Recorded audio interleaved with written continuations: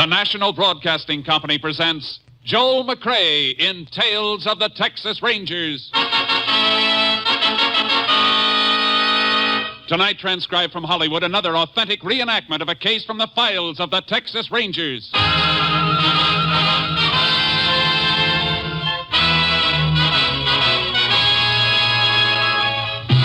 Tales of the Texas Rangers, starring Joel McCrea as Ranger Jace Pearson. Texas, more than 260,000 square miles, and 50 men who make up the most famous and oldest law enforcement body in North America.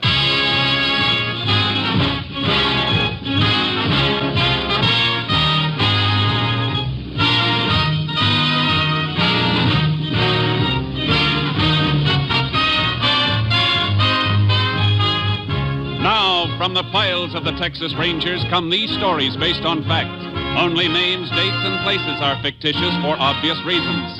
The events themselves are a matter of record.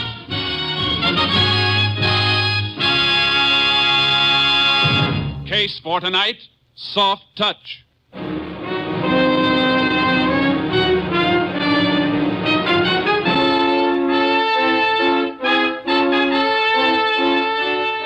It is 11 a.m. on a Sunday in August 1949. A blue sedan comes to a stop in front of a ranch house 30 miles from the town of Salt Flats, Texas. Come on, kids. This is Grandma's house. Shh, Bill, let them sleep. We started so early, they're tired. Well, we can't leave them in the car. If we wake them up now, they'll never finish their naps. We'll bring them in a few minutes. Okay. Getting up at 4 a.m. was kind of early, even for them, huh? Hey, look. Pa's painted the windmill. Oh, Bill, I love this place. I wish we didn't live so far away. Yeah. We don't get here often enough. Hey, wonder where the folks are. They usually stand in the middle of the road waiting for us when they know we're bringing the kids for a visit. The door's open. Your mother's probably in the kitchen cooking enough food for a dozen. Yeah. Don't smell anything cooking. Ma? Pa?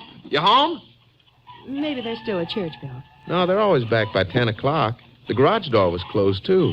Pa always leaves it open when he's got the car out. Oh, then they must be in back someplace. Yeah. Hey, Ma? Pa, where are you? I've never known your mother to be any place but in the kitchen, Bill. Yeah, but she doesn't hear so well anymore. Let's take a look. All right. Ma? Nobody here, Judy. Bill, what's that spilled on the floor at the door to the pantry? Huh? Hey, Judy, it looks like blood. Oh, Bill.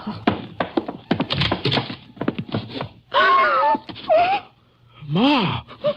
Pa! Oh, good Lord. Mom, it's dead. Bill, honey, come away. Come away.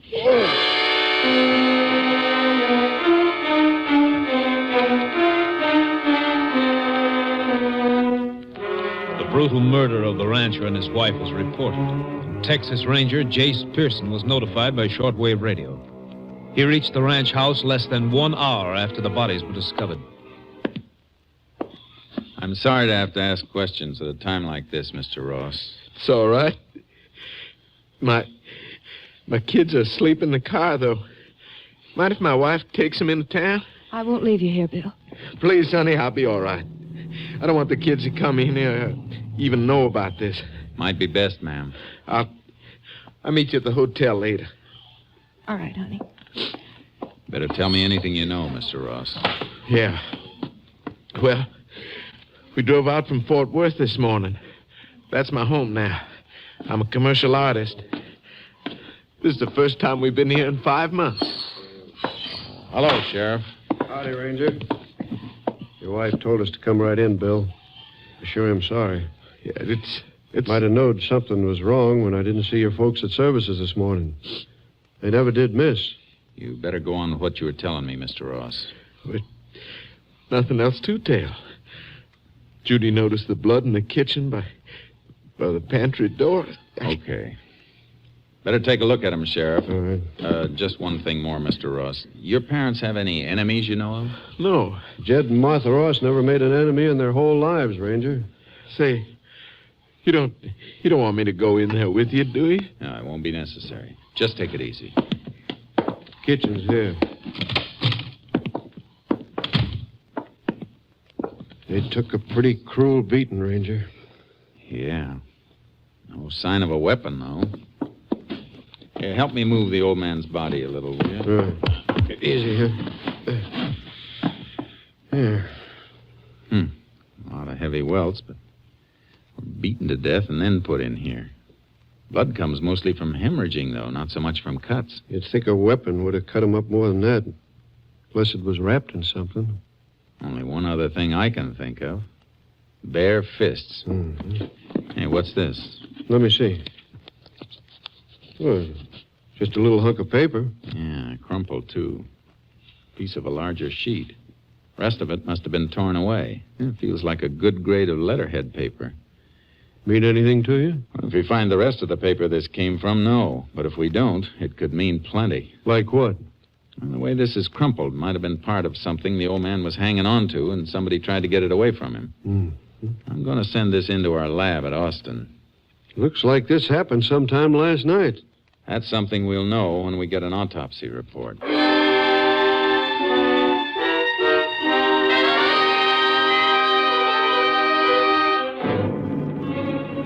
called to have the bodies and the piece of paper picked up. Then we checked around the outside of the house. The gravel road wouldn't hold a car track. But behind the house, we found marks where a horse had been tied. I got charcoal out of the trailer, and the sheriff got a horse from the ranch barn. You went right toward the southeast quarter. Ross has 200 acres and cotton down there. Yeah, I see it. Might have ridden over there yesterday on one of his own horses. No, horse that made this trail wasn't one of Ross's. Pony we're following has a spread hoof. Whoa. Look. See the marks? There's a bar across the frog on the right forefoot. Yeah. Wondered why you were checking the shoes on the horses back there in the barn. Yeah, that's why. Wrong way. Who owns the adjoining place? Other side of the cotton. Big Chuck Whitaker. Now, let's get moving. I want to have a talk with this Big Chuck Whitaker. Come on, Chuck. Hey, here, boy.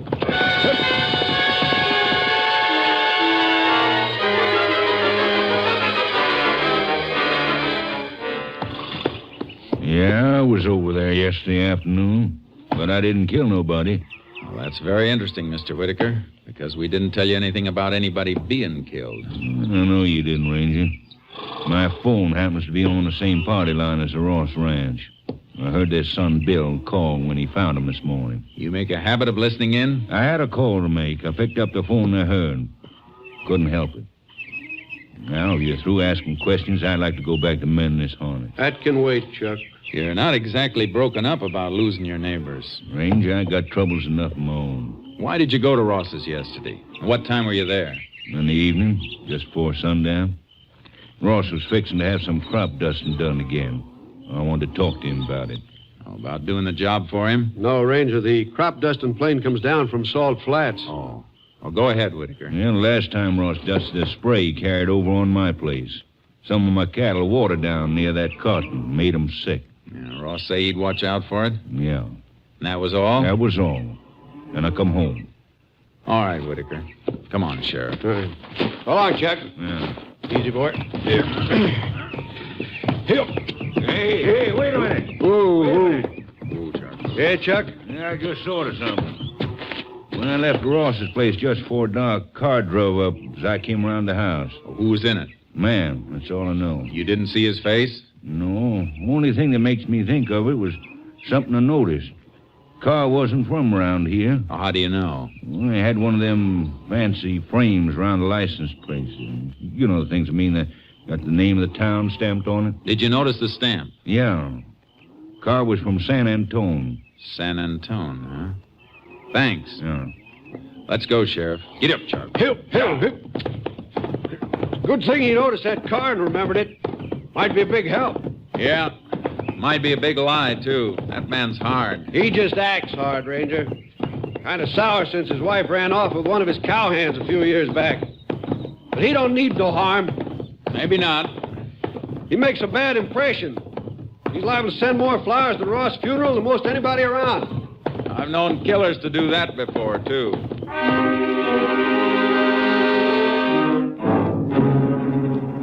We checked other ranchers in the area, but we didn't get any information until next morning at the sheriff's office. Morning, Jace. Heard anything from your headquarters yet? No, waiting for him to call me now. What's that, the autopsy report? Yeah. Medical examiner seems to agree with your idea. Death might have been caused by a beating with fists. Pretty thorough job of beating. You read this? Yeah. Old woman died of a broken neck. Struck right at the base of the brain. Rabbit punch. Yeah. Old man Ross hemorrhaged to death, like you said. Broken jaw, broken nose, ribs smashed in under the heart. Vessels ruptured from being beaten on the kidneys and in the solar plexus. I'd like to get my hands on anybody who'd do that. If you did get your hands on him, you'd have your hands full. Whoever did it was big, and he could hit. Plenty hard and in just the right spots. You still got Chuck Whitaker on your mind? Only because he fits the bill in a few ways. Never hurt nobody before. No, but he's a bitter man. That kind can... Excuse me. Hello? Yes, he's here. Yeah. For you, Jace. Captain Stinson calling long distance. Thanks. Hello, Cap. Hello, Jace. Just got a report on the scrap of paper you sent in. Special type. The paper stock indicates the original sheet was a letterhead printed in the government printing office at Washington. You know which bureau? No, but we're checking. Try and find out if any department there has had any correspondence with Jed Ross recently. That's what we're doing. But don't expect anything in a hurry. I won't. Bye, Jace. Bye, Captain. You find out where the paper come from? Yeah, some government office in Washington. You been checking on that car from San Antone? One Whitaker told us about? Yeah. Nobody I found saw it. How about you? Nobody. Seems like the only one did see it was Chuck Whitaker. I hate to admit it, Jace, but it's beginning to look that way. Let's get our horses. I want to see Whitaker again.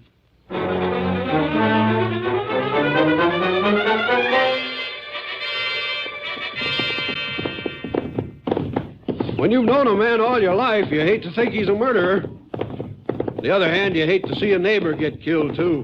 Whitaker's telling the truth. He's got nothing to worry about. I feel mighty sorry for young Bill Ross. He was all busted up at the funeral parlor. Tough for him to take it alone, but he made his wife and kids go back to Fort Worth. He the only child? Bill? Yeah. Only one living, that is. Had a sister, Joan. Nice a girl as you'd ever see. What happened to her? She was a Navy nurse. Got killed at Solomon Island during the war. Ross has sure had that sheriff trouble, all right. Kind of trouble somebody ought to pay for. Hey, look. There's Whitaker now on a pony coming toward us. Just rode out of the gully. Yeah. Get up, Chuck. Up, boy. Oh, boy. You're coming back to see me, huh? That's right, Whitaker. You think I've been lying to you, don't you, Ranger? Now, take it easy, Chuck. Get one thing straight, Whitaker. I got nothing against you or any man, not personally. But I do intend to find the man who killed your neighbors. Well, then you can stop looking around my place. Sheriff, I rode out to meet you because your office called. You both wanted back in town. Why? Because I ain't blind and I ain't lying. One of the sheriff's deputies has found somebody else who saw that car from San Antone.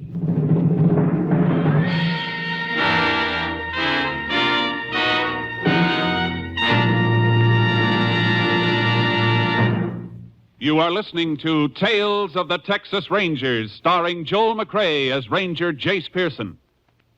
And now we continue with tonight's case, Soft Touch.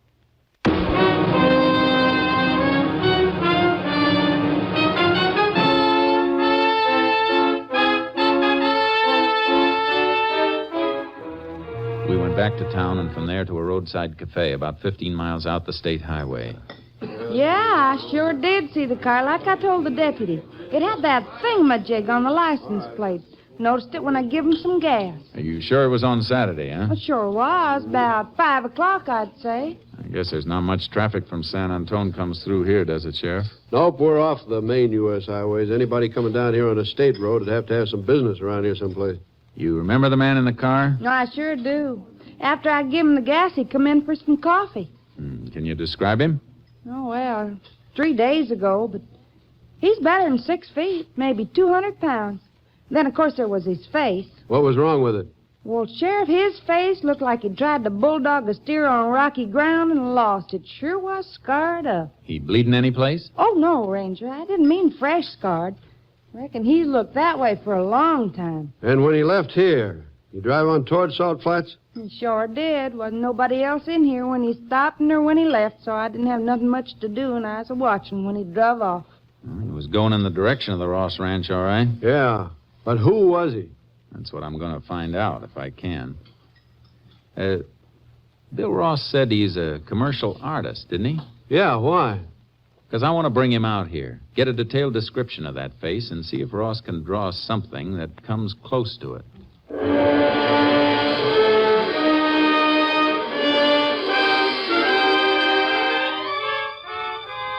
We sent for Bill Ross, but before he joined us at the sheriff's office, something else turned up. A long-distance call from Captain Stinson. We found out what that letter from Washington might have been, Jace. Good, Captain. Let's have it. Well, it might have been from the Veterans Administration. Answer to a letter Jed Ross wrote asking if they had any record of a United States Marine named Herbert Walsh. What else?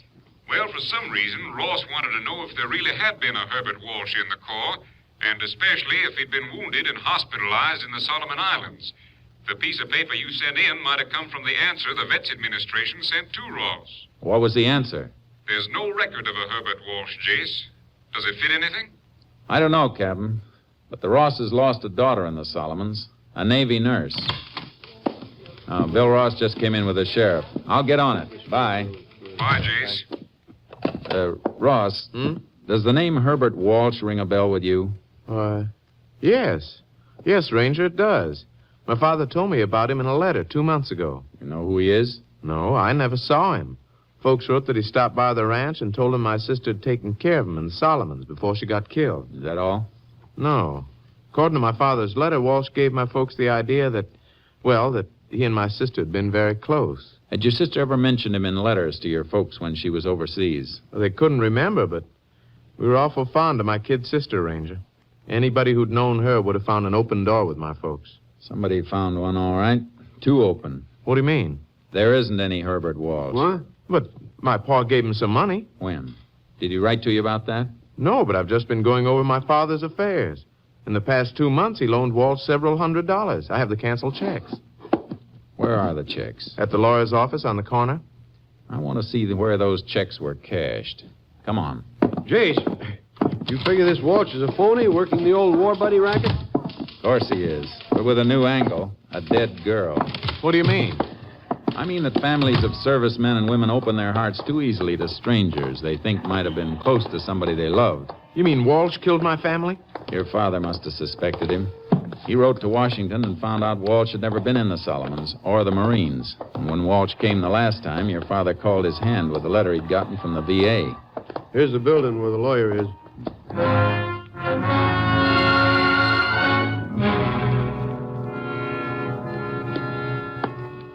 Here are the checks, Ranger.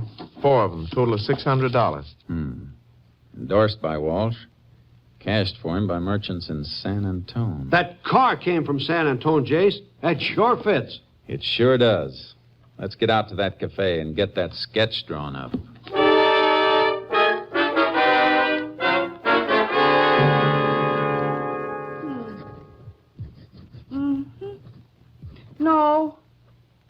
No, it weren't quite like that around the eyes. There was, marks around the eyebrows. She means scar tissue. Oh. See, eyes deeper set then. Like this? Yeah, sure were. The nose didn't come out so far. Had a kind of a dent in the middle. Take that out. Here. Like that? Hey, that's fine. That's real good. If somebody knew the man, would they recognize him from that? They sure would. That's almost a spitting image, I'd say. Thanks a lot, ma'am. You're sure welcome. I'll take that bill. Thanks again. Come back. Well, he ain't the prettiest fellow I ever saw. I don't know. My folks said that, too. But Walsh told him he'd been in a Jap prison camp, been treated bad. Walsh was lying, if Walsh is his real name. Must have got beat up someplace, Jace. Yeah, and I've got a hunch I know where. What do you think? In a prize ring. The man who killed your folks was a professional fighter.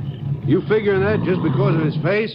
And one other thing, don't forget that autopsy report, Sheriff. That's right. Well, you remarked right then that the fellow who threw those punches knew what he was doing. I'd sure like to get my hands on him. 2 old people, and getting at him through my kid's sister. Don't think about your own revenge. The law will take care of that. Yeah, but no law can bring them back to life. Drop you at the office, Bill, you and the sheriff. I'll be in touch with you later. Where are you going, Jace? Out of your territory. San Antone.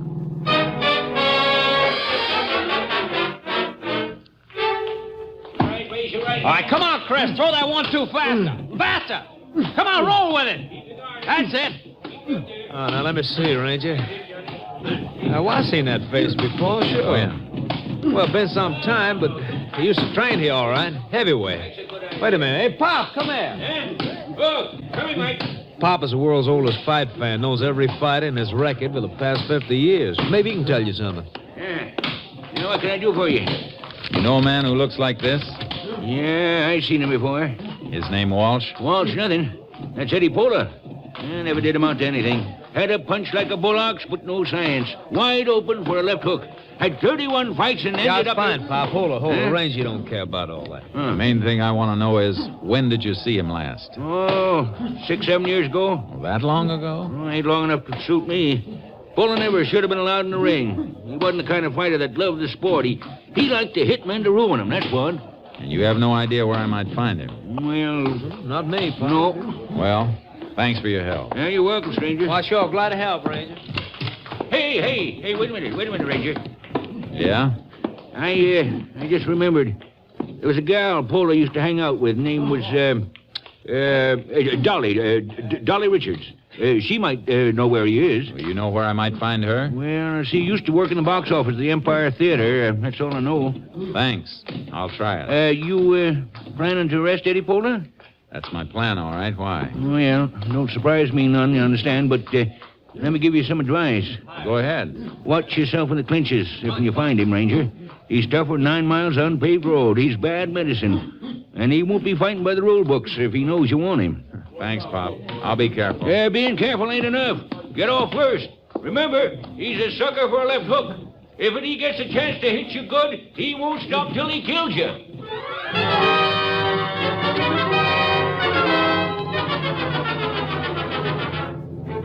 I checked the Empire Theater for Pola's girl, Dolly Richards, but she hadn't been seen for years. I put through a call to headquarters asking them to check auto registration for one in Pola's name. It was late afternoon when Captain Stinson got back to me by phone.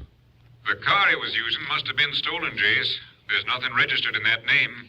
You checking for a criminal record on him? Yeah, but there's nothing in this state. We're checking with other states, though.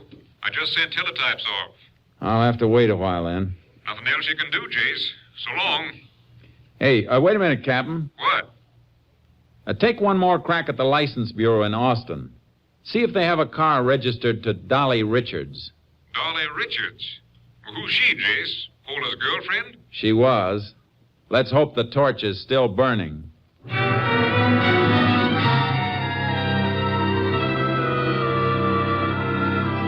didn't move from the phone until the captain called back. This time he had something. Here it is, Jace. Car registered to Dolly Richards, Texas license T49753. Her address is RFD number 4 on Farm Highway 73. It's a turnoff north of Tilden. Well, that doesn't sound right to me, Captain. Car I want had San Antone marked on the license plate frame. That's still all right, Jace. Dolly Richards bought the car 6 months ago from a San Antone dealer. Frame might have been on there. That's better. Any out-of-state record on Pola? Not yet. You want to wait another hour or so? No. You can give me word by short wave. I'm heading toward Tilden.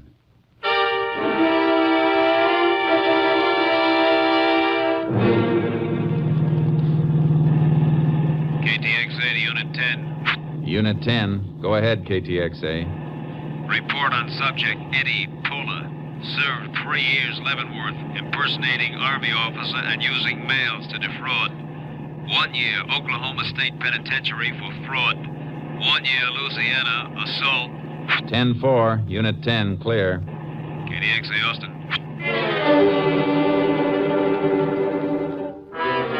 I took the turnoff north of Tilden, headed for the sprawling country ribboned by Farm Highway 73.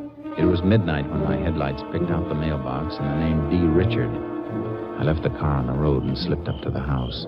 It was dark. I knocked. All right, Eddie, all right. Don't blow your top. What a tired kitty. Pola isn't home, huh? Pola? I don't know anybody by that name. You can save the static, lady. Where was he last Saturday night? He was right here with me. During the late afternoon and evening? You heard her, Ranger. Oh, Eddie, I didn't know you was in. He knocked, and I thought you'd forgot your key. All right, again, so... Dolly, shut up. Like we said, Ranger, I was here last Saturday. I know somebody who says you weren't. Described you well enough for this to be drawn. Good likeness, too, Pola. I was here. What are you going to prove with the drawing? I'm not going to prove anything with a drawing. But I'm going to have an eyewitness prove that you were near Salt Flats Saturday when Jed and Martha Ross were murdered. Murdered? Shut up, Dolly. Forget to tell her about that part of it, eh, Pola? Maybe you forgot to tell her about the checks to Herbert Walsh, the Marine the VA never heard of. Where's that letter you ripped out of the old man's hand? All right, Ranger, I'll show you. Come in. Yeah, it's over here, and...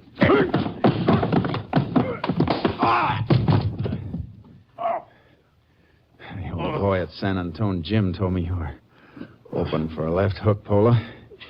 Now, don't try that again. Get on your feet and turn around. You too, miss. Why me? So I can cuff you together. What are you taking me for? For harboring a murderer. And to give you a chance to decide whether you want to stick to your story or tell the truth. All right, move.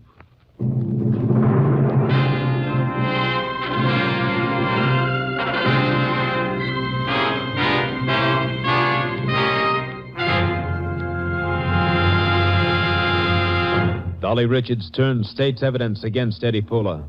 Pola was tried, convicted, and sentenced to death in the electric chair.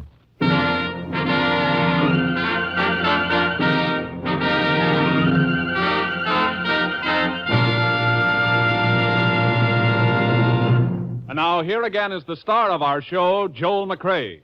Many years ago, a group of Texas Rangers had a showdown battle with a notorious band of killers. Several days later, the Rangers assigned to the case staggered back to their headquarters, showing the marks of combat, many of them badly wounded. The captain of the company, too impatient to wait for a written report, went to the barracks where the men were cleaning up and tending to their wounds. What happened, the captain asked. There was silence for a moment as the Rangers looked up at him. Finally, one of them said, "Oh, nothing much, Cap. We had a little shooting match, and they lost. Good night, folks. See you again same time next week." Next week, Joel McCrea in another authentic reenactment of a case from the files of the Texas Rangers.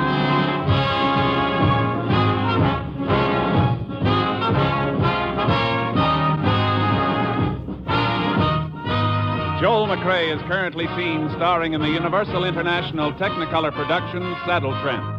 Tonight's cast included Tony Barrett, Paul Frees, Mike Barrett, Tom Tully, Bill Johnstone, Byron Kane, and Virginia Gregg. This story was transcribed and adapted by Joel Murcott, and the program was produced and directed by Stacy Keach. This is Hal Gibney speaking.